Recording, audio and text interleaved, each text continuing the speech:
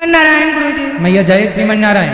गुरुजी मेरा एक प्रश्न है, मैं बिहार से हूँ और बिहार में बलि प्रथा बहुत ही तेज है। कौन सी प्रथा? बलि प्रथा। बलि प्रथा जी। वो जैसे काली माँ का स्थान हो या दुर्गा माँ का स्थान हो, वहाँ पर पाठा का बलि दिया जाता है, बकरे का। और हम लोग भी उसी मतलब वहीं से बिलोंग करते हैं, इसलिए हम लोग भी मन्नत मांगते हैं कि हम बलि देंगे। तो अब जब से हम कथा सुन रहे हैं तब से हम पूरी तरह से हम वैष्णव हो चुके हैं। ठीक है। हाँ, मतलब आप जो भी शुद्धि के बारे में बोलते हो सब मैं पूरी करती हूँ।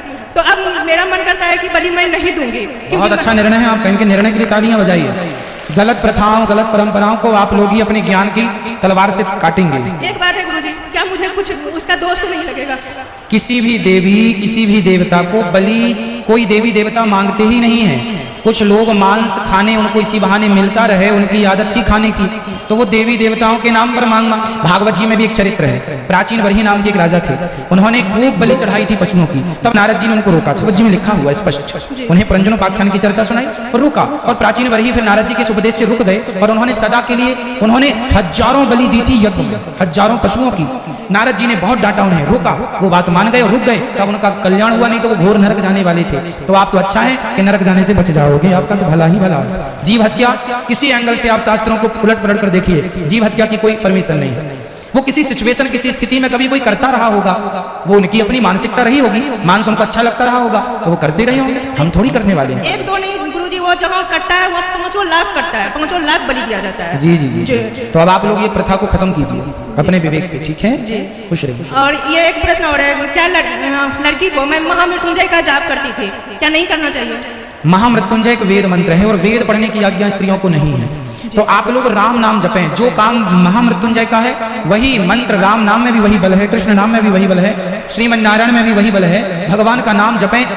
अजामिल ने कौन सा महामृत्युंजय जपा था? अजामिल ने तो नारायण बोला, कल्याण हो गया।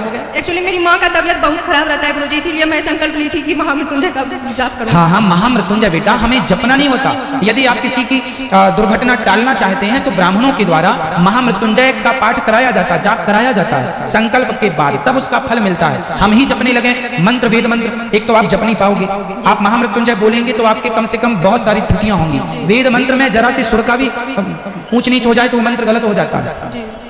वेद मंत्र इतना कठिन है, सुर का जरा सा कम ज्यादा हो जाए वो गलत है। भागवत जी में एक चर्चा और है कि त्वष्टा ऋषि ने इंद्र को मारने वाला पैदा किया था, पर जरा सा वेद मंत्र त्रुटि हो गई तो इंद्र से मरने वाला पैदा हो गया। तो ये वेद का फल है, इसलिए आप लोग वेद मंत्र पढ़ते होंगे।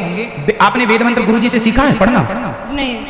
एक बात कान खोल के सुनना, वेद मंत्र तब ही आएगा जब कोई गुरुजी आपको पढ़ाए, और वो गुरुजी जो खुद वेद को जानते हो। बिना पढ़ाए वेद आप बोलें। आज गायत्री मंत्र लोग जपते हैं, गायत्री मंत्र जपने वाले 100 में से 99 ऐसे हैं जो गायत्री मंत्र को गलत पढ़ते हैं, गलत बोलते हैं, गलत जपते हैं, नहीं आता सही जाप। आप महामृत्युंजय बोलेंगे, सही बोल ही नहीं सकते, क्योंकि बिना गुरु की चीजें नहीं आती हैं। बिना स्कूल गए हम ज्ञानी नहीं होंगे, बिना स्कूल गए हमारे पास डिग्री नहीं आएगी। आज हम चाहें कि पीएचडी की डिग्री घर बैठे आ जाए तो कौन देने आ जाएगा? पीएचडी की डिग्री के लिए स्कूल जाना पड़ेगा, कॉलेज जाना पड़ेगा, सिलेबस पूरा करना पड़ेगा, पूरा काम करना पड़ेगा, तब डिग्री आएगी। उसी प्रकार वेद मंत्र तब आएगा जब गुरु चरणों में बैठ के अध्ययन करोगे, तब आएगा, बिना अध्ययन के आ ही नहीं सकती। गुरुजी एक सवाल और है, आप कथा में ही बता दीजिएगा कि मेरी माँ को बार बार क्रोमिक ये है टाइफाइड, वो कभी छूटता ही नहीं है, आपके वेद में तो है, इसलिए आप थोड़ा अध्ययन करके या आप जानते हो तो अभी बता दो।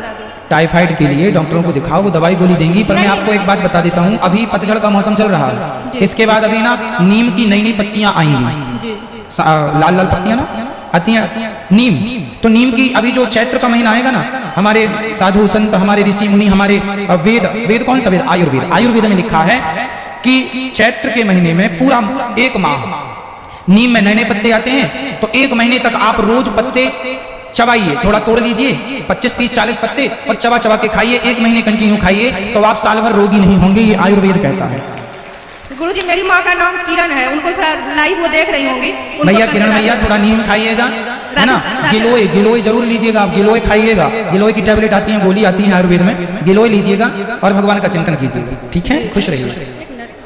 गुरुजी ये गौरी गोपाल का मैं महिमा नहीं जानती थी, मैं आई तो थी यहाँ बांके बिहारी में दर्शन करके प्रसाद चढ़ा के, और वो प्रसाद मैं आपको समर्पित करना चाहती थी जी। लेकिन इतना भीड़ था एकादशी का कि मुझे लगा अब नहीं जा पाएंगे, मैं रोने लगी कि गौरी गोपाल में ही चढ़ा के आपको समर्पित कर दूंगी। जैसे मैं ये बोली उसके बाद भगवान कहाँ से आ गए और बोले कि चलो मैं 500 रुपया लूंगा और आपको दर्शन करा दूंगा। मैं बच्चे से ही दर्शन कर दिए। तो कहाँ 500 लेके दर्शन हुआ आपको? बांके बिहारी में। बिहारी जी में। हाँ। अच्छा, आज भीड़ थी तो 500 रुपए लेके दर्शन हो गए? हाँ, लेकिन मैं उनको भी धन्यवाद देती हूँ। ठीक है, दर्शन आज भीड़ में हो गई। अच्छा है। राधे राधे। खुश रहिए, बिहारी जी आपको सुखी रखिए।